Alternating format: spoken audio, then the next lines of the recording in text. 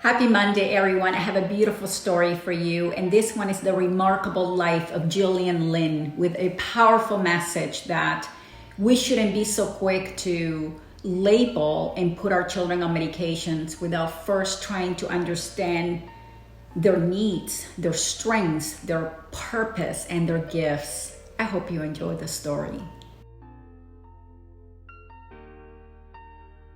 Growing up in England in the 1930s, Gillian Lynne was 7 years old when her mother took her to see a doctor because the school was concerned that she had a learning disorder. Unable to sit still, Gillian had earned the nickname a Wiggly Bottom. Gillian felt hopeless. She felt different and alienated from the rest of her classmates. Her teachers were extremely aggravated. The teachers told the mother that perhaps it was best to take Gillian to a different school for kids with learning issues, given that her behavior was something that the school was unable to deal with. The idea of ADHD had not been born yet. Worried about her little girl and the pending dismissal from the school, Gillian's mother consulted a few doctors. Some of them recommended a reform school for kids with behavioral issues. Others recommended medication to treat her hyperactivity, but her mother kept searching for answers. Finally, one day, what happened at a doctor's office changed Gillian's life. And it's a lesson for parents who are currently seeking ways to raise their children outside the box. After listening to Gillian's mother explain the teacher's concern about Gillian's disruptive behavior, the doctor asked the mother to step outside the office to speak privately. Before leaving the office, the doctor put some music on his tiny office radio. From the hallway outside the office, Miss Lynne and the doctor peeked in to take a look at what Gillian was doing, and they found that she was jumping and twirling all over the room, completely lost with the music. The doctor turned to Miss Lynne and famously said, "There is nothing wrong with your child. She's a dancer," and later recommended that she be enrolled in a dance school.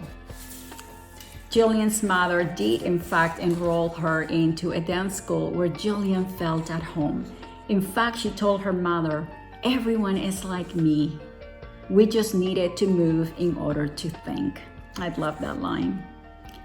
Anyways, Gillian went on to have a wonderful career at the Royal Ballet. She eventually graduated from the Royal Ballet School and met Andrew Lloyd Webber. She is responsible for some of the most successful theater productions in history, such as Cat and Phantom of the Opera. I just love this story because I personally know children who were removed from the traditional environment and put into different schools where kids have different learning deficiencies because the school couldn't get them to pay attention. And there are kids who won't fit the same mold and they won't learn in the same way that traditional learners do. They learn at a different pace. They need different methodology and are often interested in real life learning. And so what happens is that they become bored and disruptive in the traditional environment. And many times these children are meant to feel that there's something wrong with them because they're different. They see their friends and how they learn, so they feel that they're not smart, when in fact they're just as smart and they are talented and gifted in different ways, but it doesn't make them any less valuable. Yet that's not the message that these children are getting. My nephew, for example, was expelled from school to school. My brother was going crazy, not knowing what to do, and was sent to doctors. He was labeled, he was medicated, and just to find out later the kid is a genius, and he was just bored because the school was not challenging enough for him, and all he needed was a different environment.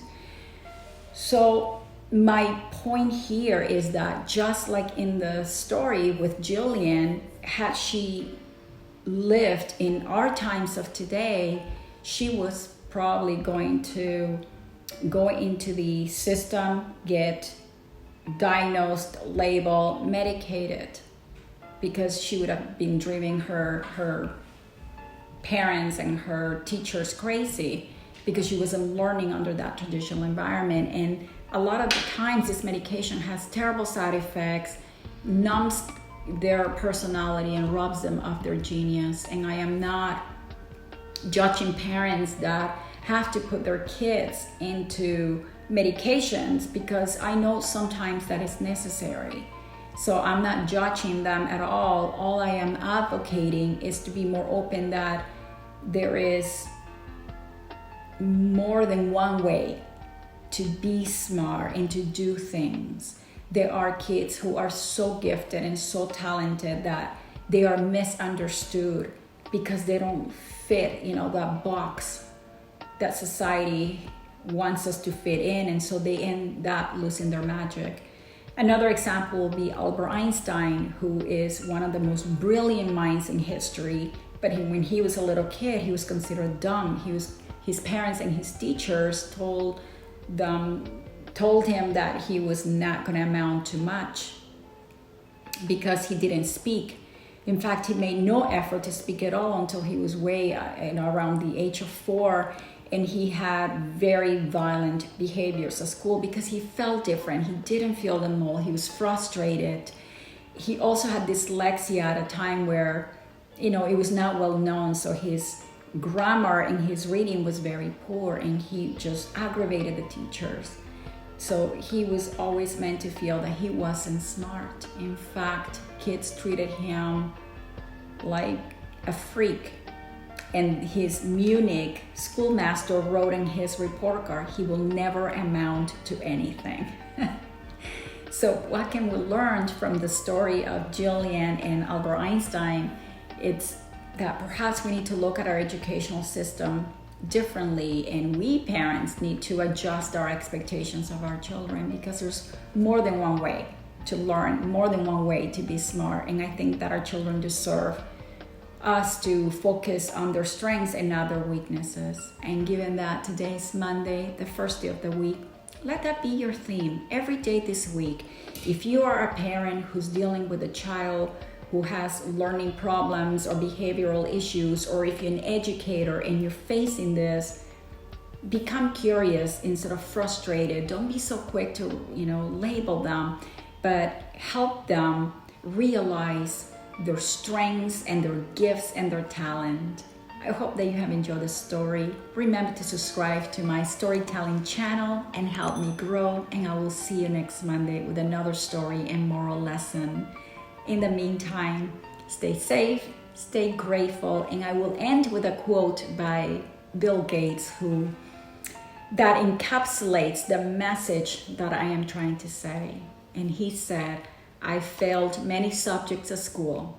My friend passed all. Now he's an engineer at Microsoft, and I am the owner at Microsoft." I will see you next Monday.